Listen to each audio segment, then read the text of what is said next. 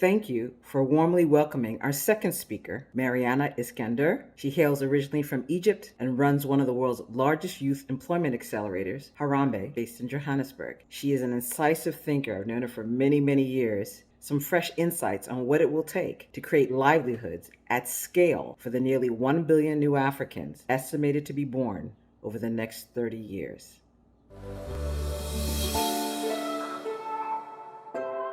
My name is Maryana Iskander. I am the Chief Executive Officer of an organization called Harambee Youth Employment Accelerator.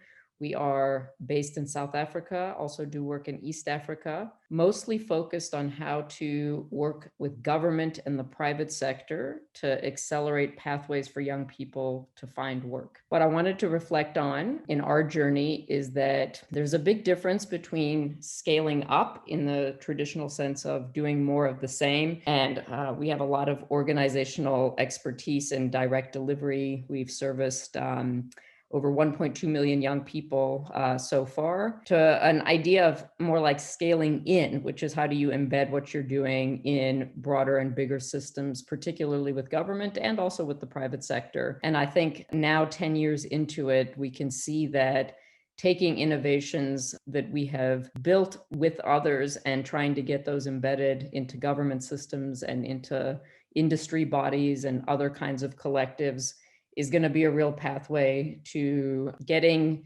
things working at scale in a meaningful way, particularly for Africa's young people. Problem of unemployment and youth unemployment is obviously too massive for any single organization to solve, and certainly for us as well. We are looking at about 3 million additional unemployed people coming into the labor market over the next 3 years, and our goal is to partner with government primarily, but also the private sector, to be able to provide support to all of them. So, I think we do need to have a holistic solution that's about many partners coming together.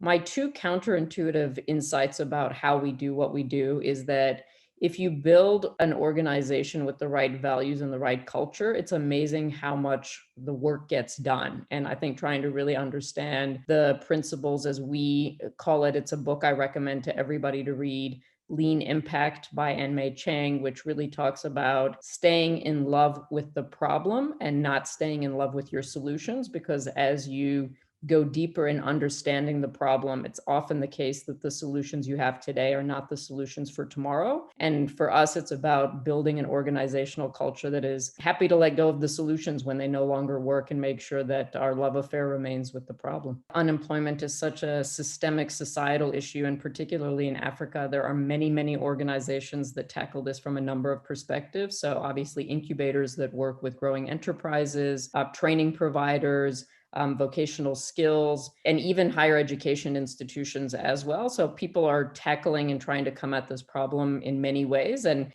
I think the point of this panel is if you can bring people together to work in a much more coordinated and coherent way, you can take innovations from just growing to being really adopted at scale. I think for us, what is absolutely a truth is that if you want to go fast, go alone. If you want to go far, go together. And so you've got to find a way to make sure that you are with others and moving forward with others. And I think sometimes that is not in the nature of people who just, know the answer and want to rush and get there. And I think it's not a trade-off, but it is a reality, I think, of complex systems change and doing this work in a more coordinated fashion with others is you have to travel together to go far. The distinct privilege of getting to work with and be around young people. And I think that, I often say that actually young people in our countries and on this continent are the solution. They're not actually the problem. And if we can find a way, I think, for the old people who have messed up a lot of things that they're going to have to figure out how to fix, if we can get out of the way in some respects and let them lead us, I am hugely optimistic about what that holds. If I assume what I'm worried about, Judith, to say,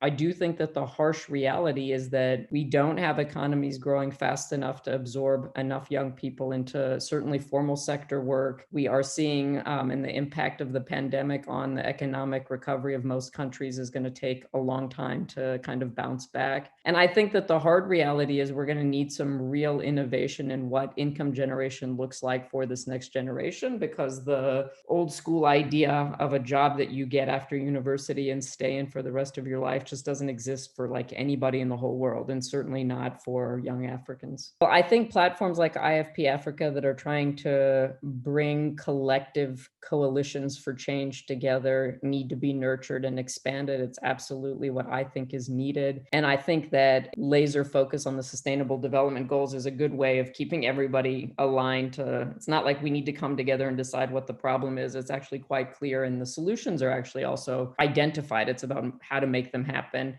I would say that similar platforms like Catalyst 2030 and these other collaborative organizations that are trying to bring social enterprises, as well as donors, as well as governments, as well as the private sector, together in the name of the Sustainable Development Goals are encouraging, and we should all be participating in them. There's a lot of money in the system. It's just not producing the results that we need.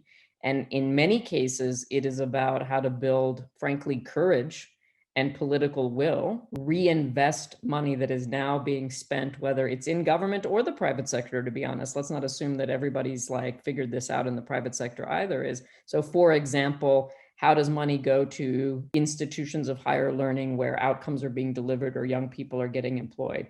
How does money get redistributed to provide an opportunity for young people to be on the internet at a lower cost? You know, in South Africa, we have the highest data costs in the continent. And, it's like these are solvable problems, and there's enough resources in the system. It is often about, and that's why the work of coalition building is so important, how to surround decision makers with enough kind of political will to say, how do we redirect existing resources, whether it's in the fiscus or in the budget, or how we think about our private sector investments as well. So in that respect, I think that it's like money's not actually the problem in every space. And so what does it take to get enough of a coalition to move it into the things that are proven to work? Big thanks for this platform and an opportunity to contribute my thoughts. I think that these are the spaces where you see people working across sectors, getting out of their own comfort zones, trying to understand what the solutions might look like on the other side. And I've seen it work. And I think that that's why I just really want to encourage those of you that are involved and make sure that we're all just putting our shoulder to the wheel and doing more.